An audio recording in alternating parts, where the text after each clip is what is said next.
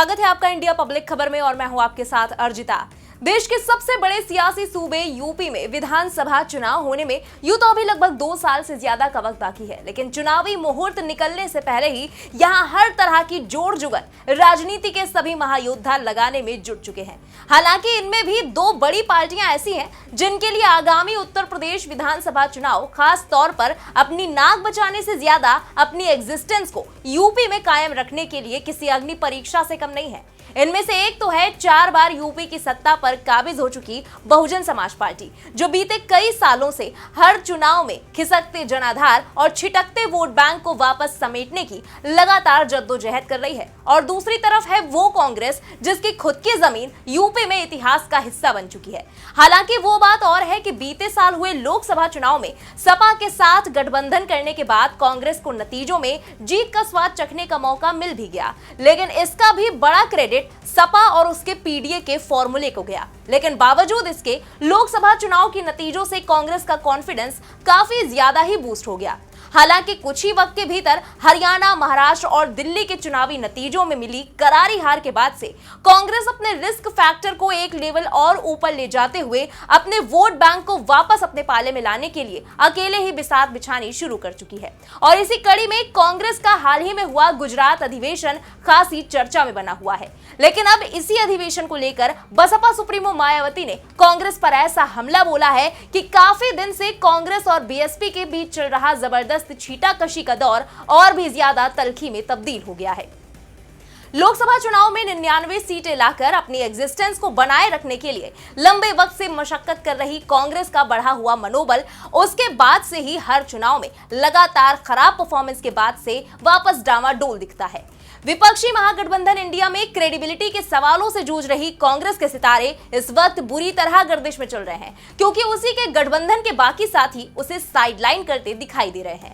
ताजा हालात चुनावी राज्य बिहार में भी ऐसे ही हैं, जहां इस साल की आखिर तक इलेक्शन होने हैं, लेकिन कुछ महीने पहले से ही गठबंधन के साथी आरजेडी के साथ कांग्रेस की गाड़ी कभी लीडरशिप को लेकर, कभी सीएम फेस को लेकर, तो कभी सीट बंटवारे को लेकर पटरी से उतरती नजर आ रही है। लेकिन कांग्रेस इन सब की परवाह किए बगैर लगातार अपने पुराने दलित कोर वोट बैंक को अपनी ओर वापस खींचने के एजेंडे के तहत कवायद तेज कर चुकी है, जिसका असर अब यूपी में भी दिखने लगा है, क्योंकि उसी दलित वोट बैंक की एक वक्त पर सबसे बड़ी नेता बनकर उभरी मायावती भी कांग्रेस के इरादों को भांपते हुए खुले मैदान में आ चुकी है।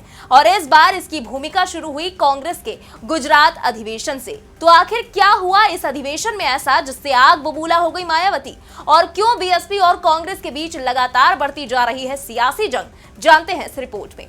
पूरा मामला जानने से पहले बात कर लेते हैं कांग्रेस के अधिवेशन की, जहां से यह मामला शुरू हुआ।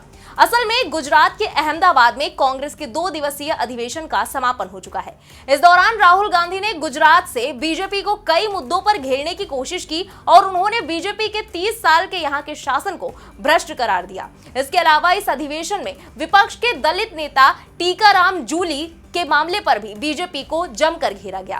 कांग्रेस ने टीकाराम जूली के मंदिर जाने के बाद गंगा जल से मंदिर को धोए जाने की घटना को शर्मनाक बताया और बीजेपी को दलित विरोधी मानसिकता वाली पार्टी करार दिया। राहुल गांधी ने इस पर बात करते हुए कहा कि बीजेपी दलितों को मंदिर में जाने नहीं देती और अगर कोई चला जाए तो वो मंदिर को धुलवाते हैं। ये हमारा धर्म नहीं है। हमारा धर्म वो है जो सबको इज्जत देता है, हर व्यक्ति का आदर करता है। कांग्रेस और बीजेपी में यही फर्क है। हमारे दिलों में सबके लिए मोहब्बत और इज्जत है, जबकि उनके दिलों में सिर्फ नफरत। हम इस देश को नफरत का बाजार नहीं बनने देंगे। मोहब्बत की दुकान खोलकर न्याय का हिंदुस्तान बनाएंगे। तो वहीं इस दौरान कांग्रेस के पूर्व सांसद उदित राज ने भी बड़ा बयान दिया।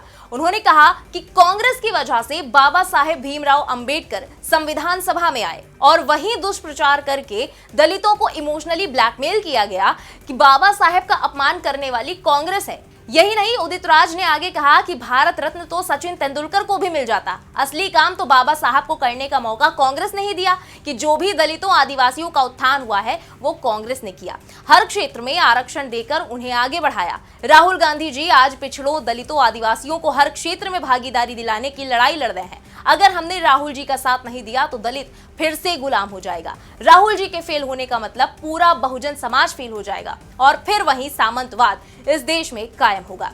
बड़ी बात यह है कि कांग्रेस के अहमदाबाद अधिवेशन में तमाम प्रस्ताव भी पास किए गए। इन प्रस्तावों में दलितों और पिछड़े बहुजन हितों को लेकर भी बात हुई और आगे इस पर अमल करने का कांग्रेसियों ने संकल्प लिया। हालांकि अब दूसरी तरफ कांग्रेस के अहमदाबाद अधिवेशन में कार्यकारिणी की तरफ से पास किए गए प्रस्तावों पर बहुजन समाज पार्टी की मुखिया मायावती ने तीखा प्रहार किया। उन्होंने कांग्रेस, बीजेपी और समाजवादी पार्टी को एक सिरे से निशाने पर लेते हुए कहा कि ये सभी जातिवादी पार्टियां हैं, ये कभी भी दलित और पिछड़ों का हित नहीं कर सकती। सोशल मीडिया प्लेटफॉर्म एक्स पर मायावती ने पोस्ट करते हुए कांग्रेस के अहमदाबाद अधिवेशन पर कड़ी प्रतिक्रिया व्यक्त की। मायावती ने लिखा, कांग्रेस पार्टी के अहमदाबाद अधिवेशन में खासकर बीजेपी के छद्म राष्ट्रवाद और दलित एवं पिछड़े बहुजन हित आदि को लेकर प्रस्ताव छलावा और अविश्वसनीयता से ग्रस्त है। इन वर्गों के आरक्षण और अन्य कल्याणकारी संवैधानिक गारंटियों को लागू करने के मामले में कांग्रेस का रवैया हमेशा छलावापूर्ण है। आगे लिखा, बाबा साहेब डॉक्टर भीमराव अंबेडकर द्वारा ओबीसी समाज को धारा 340 के जरिए आरक्षण देने और उसे लागू न करने पर कानून मंत्री पद से इस्तीफा और फिर मंडल कमीशन की रिपोर्ट के तहत इन्हें आरक्षण दिलाने में बीएसपी की अहम भूमिका जगजाहिर है, जबकि कांग्रेस बीजेपी का आरक्षण विरोधी रवैया सर्वविदित है। एक और पोस्ट में मायावती ने लिखा कि वास्तव में बाबा साहेब को भारत रत्न से सम्मानित करने से लेकर उनके करोड़ों अनुयायियों के प्रति कांग्रेस, बीजेपी और सपा आदि का रवैया हमेशा ही जातिवादी और बहुजन विरोधी रहा, जिससे मुक्ति हेतु ही बीएसपी का गठन हुआ। किंतु अब इन वर्गों के वोटों की खातिर छल और छलावा की राजनीति की जा रही है। तो वहीं राजभवन की कार्यशैली पर भी मायावती ने सवाल उठाए। कहा कि राज्यपाल आज राजनीतिक द्वेष की भावना से काम कर रहे हैं। सुप्रीम कोर्ट द्वारा राज्यपालों की मनमानी पर अंकुश लगाने वाले फैसले को उन्होंने स्वागत योग्य बताया। कहा कि सुप्रीम कोर्ट का ये फैसला संविधान की मूल भावना, लोकतंत्र और बाबा साहेब के मानवतावादी विचारधारा को मजबूत करेगा। अब आपको याद दिला दें कि कुछ ही वक्त पहले बीएसपी और कांग्रेस के बीच काफी ज्यादा गहमागहमी बढ़ गई थी। राहुल गांधी ने मायावती पर बीजेपी को फायदा पहुंचाने का आरोप लगाया था और कहा था कि अगर बीएसपी इंडिया गठबंधन में होती तो पिछले साल के चुनावों में एनडीए की जीत नहीं होती। इसके जवाब में मायावती ने उस वक्त कहा था कि कांग्रेस ने दिल्ली विधानसभा चुनाव में इस बार बीजेपी की बी टीम बनकर चुनाव लड़ा। ये आम चर्चा है, जिसके कारण यहाँ यानी दिल्ली में बीजेपी सत्ता में आ गई, वरना इस चुनाव में कांग्रेस का इतना बुरा हाल नहीं होता कि ये पार्टी अपने ज्यादातर उम्मीदवारों की जमानत भी न बचा पाए। मायावती ने राहुल गांधी को सलाह देते हुए ये भी कहा कि राहुल गांधी को दूसरों पर उंगली उठाने से पहले अपने गिरेबान में झांककर जरूर देख लेना चाहिए। यही नहीं, कांग्रेस नेता उदित राज को मायावती पर और भी ज्यादा आक्रामक अंदाज में देखा गया। कांग्रेस नेता उदित राज ने मीडिया से बात करते हुए कहा था कि अब मायावती का गला घोटने का समय आ गया है। उदित राज ने श्री कृष्ण और अर्जुन संवाद का जिक्र करते हुए बसपा सुप्रीमो मायावती को लेकर कहा कि अर्जुन ने पूछा कि अपने सगे संबंधियों को कैसे मारेंगे, तो कृष्ण ने कहा कि कोई सगा संबंधी नहीं है, न्याय के लिए लड़ो और मार दो, अपने लोगों को ही मार दो। तो आज फिर हमारे कृष्ण ने मुझे कह दिया है कि जो अपना दुश्मन है, जो सामाजिक न्याय का दुश्मन है, उसे सबसे पहले मार दो। मैंने प्रेस रिलीज में लिख दिया कि ये सिर्फ मायावती हैं जिन्होंने सामाजिक आंदोलन का गला घोटा, अब उनका गला घोटने का समय आ गया है। हालांकि राजनीतिक जानकार इस पूरे मामले को पर्सनल अटैक से ज्यादा दलित वोट बैंक की राजनीति मानते हैं। एक और तो राहुल गांधी ने एक तीर से दो निशाने लगाने की कोशिश की। पिछले कुछ साल के चुनावों पर नजर डालें तो चाहे वो लोकसभा के चुनाव हो या राज्यों के विधानसभा के चुनाव हो, बीएसपी लगातार ढलान पर जाती दिखती है और उसकी वापसी की कोई भी उम्मीद या संभावना भी इतनी ज्यादा प्रबल नजर नहीं आती, क्योंकि उसके नेता जमीन पर उतने सक्रिय ही नहीं है। वहीं मायावती को लेकर राहुल गांधी की टीस के पीछे दो मेन कारण बताए जाते हैं। एक तो ये कि बसपा को गठबंधन में लाने की पहल सपा की नाराजगी के बावजूद कांग्रेस ने की थी, जिसमें गांधी परिवार भी एक्टिव था। खबरें यहां तक थी कि खुद प्रियंका गांधी ने गठबंधन को लेकर मायावती से बातचीत की। ऐसा तब था जब इंडिया ब्लॉक की बैठक में बसपा को लेकर स्टैंड क्लियर करने की मांग करते हुए अखिलेश यादव ने गठबंधन से निकलने तक की धमकी दे दी थी।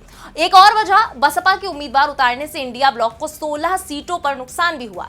बीजेपी ने 33 सीटें जीती थी और इनमें से 16 सीटों पर बीएसपी को इंडिया ब्लॉक के उम्मीदवार की हार के अंतर से ज्यादा वोट मिले थे।